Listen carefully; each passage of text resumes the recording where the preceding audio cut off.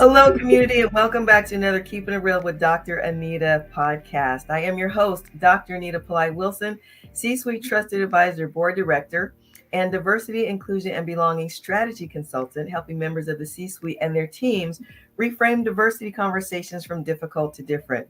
We are back for our third and final episode of this Real Conversations from the C-Suite, celebrating Autism Awareness Month with Chief People Officer Debbie Nix and clinical assessor and supervisor, Dr. Crystal Leonard with the Easterseals of Southern California. Welcome back to you both, and thank you so much for such an incredible conversation this month. Great to be back. Thank you so much for having me. Thank you. Well, today I'm excited to talk about ways that people can continue to raise their awareness about autism by taking advantage of opportunities like neurodiversity training in the community through organizations such as the Norton Simon Museum, Boys and Girls Clubs, and the Boy Scouts of America, and the Easterseals Associate Affinity Groups. Where would you like to start?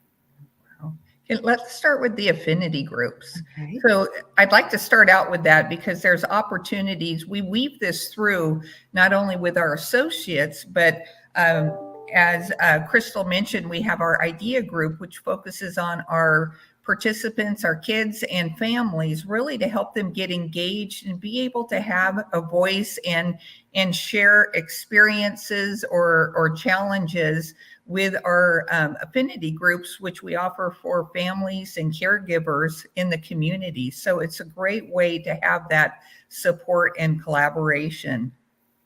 So I'd like to mention we recently offered a customer success option for anyone out in our community, families, caregivers.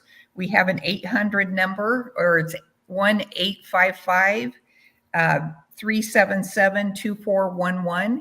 And now there will be a voice on the line to be able to help on accessing services, any updates, talking about what's offered through Easterseals or even just in a specific community, so that there's a voice that individuals can contact for support and guidance. I love that. And I especially love your acronym IDEA: inclusivity, diversity, equity, and access. That is beautiful. It wraps it all up nicely, but it keeps us always thinking about these 4 areas and what we need to do, not only as parts of the community who actually access your services, but those who support you in the work that you do. And I like to consider myself as someone who supports you in the work that you do just by having the conversations that we've had. And it's an honor to do that. Dr. Leonard, tell us a little bit about the Norton Simon Museum and the work that's going on there.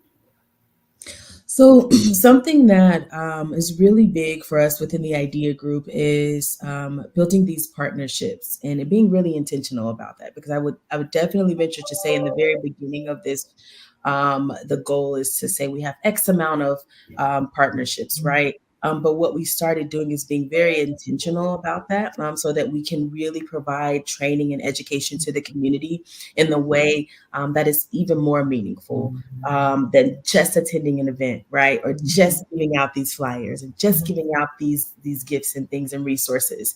And so what we've done with Norton Simon Museum, as well as other organizations, is provided training to their staff to educate them on neurodiversity. And I mentioned this before, where, neurodiversity, there's this umbrella term or this idea that several things fall underneath that, right?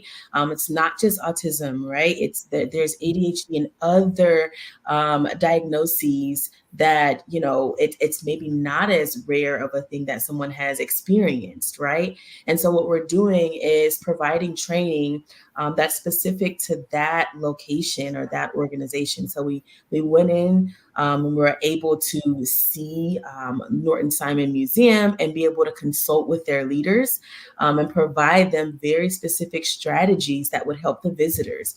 And the interesting thing is that we went in providing this education to the leaders and the individuals who are working there, the curators and all of that, right? To support them, to support their visitors. But what ended up happening in that is this beautiful thing was the staff members and the individuals who work there, the training was for them. to get the information and the awareness for themselves and for that staff member and their colleague right next to them. And you could literally see the light bulbs. It's cool that we're this idea team and we have a light bulb as a part of our logo, and you could see the light bulbs going off in the room because they realize, like, oh, I can relate to that. I can connect to that. I like the idea of getting some headphones when I come into the museum so that I can focus, or eliminate the additional sounds. I would love a fidget spinner when I walk in. And it's those types of things that we were able to provide for them and consult with them on, even changing some language of their website, right? To make sure that it is inclusive, right? And that all of even their front facing materials and all of that stuff is providing that type of training and consultation and partnership so that they are an ally, right? And they understand what is autism, what is neurodiversity, how do we become more inclusive and accepting, right? And aware of all of these things. And not only have we done that with Norton Simon, but other organizations as well, to really be specific about what we're doing, how we're doing it, who we're, contacting in the community. So it was an amazing opportunity to connect with them and educate the community, provide resources. And it's an ongoing thing, we're continuing to partner with other organizations and really educate the community. I love the intentionality of expanding your reach and bringing people into the fold. And with that, I want to spend our last few minutes talking about your caregivers affinity group. I don't think that people have a great enough sense of appreciation for caregivers, not just the primary caregiver, but those that support the caregivers, because caregivers need some love and some attention and some time out as well. So tell us about that affinity group. I'm really curious to know. Yeah, Dr. Anita, caregiver burnout is real. It is. Right? It's something that people say, and we have to realize that, we have to give care to those who are giving care, right? And our affinity space, an affinity space is basically a group of people who have a common or a shared interest, right?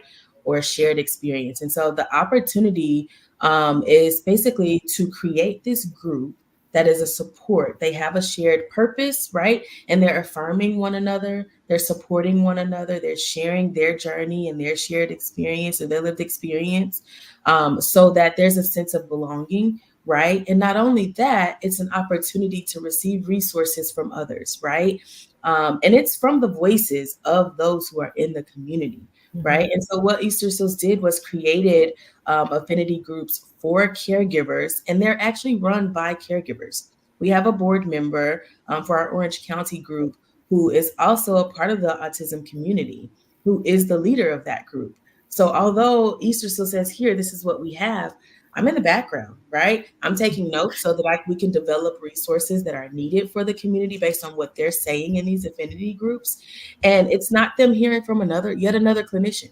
It's not them hearing, what is going wrong, what their kid is not doing, what are the deficits, right? They're feeling empowered. Why? Because they're hearing from one of their peers, right? And they're sharing these resources. And at the end of those groups, they come in, they're sharing, what was helpful for them, and at the end of it, they feel so empowered. They feel that they have this purpose, right? And that is what the affinity group is for. It's for caregivers. That's that for us, by us. It's literally by the caregivers. It's for them. And we're just kind of curating and creating this space for them.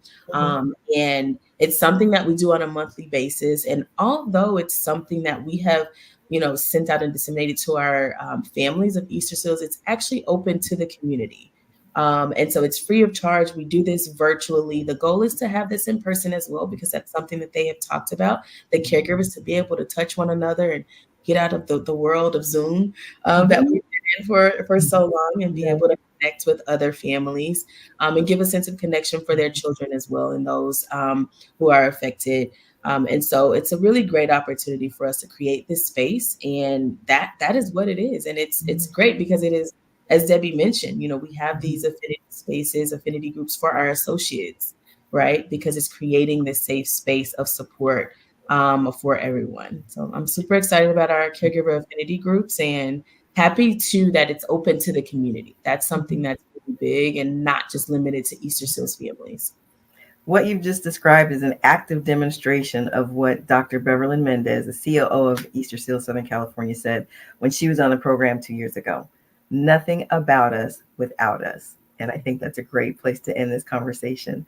Ms. Debbie Nix and Dr. Nix Leonard of Easterseals Southern California, thank you so much for spending this time with me this month as we celebrate Autism Awareness Month.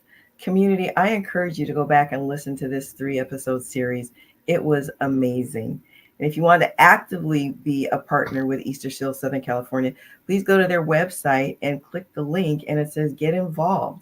I saw where there's going to be a film festival, Comedy Buddies or something like that. Yes. I'm looking forward to that.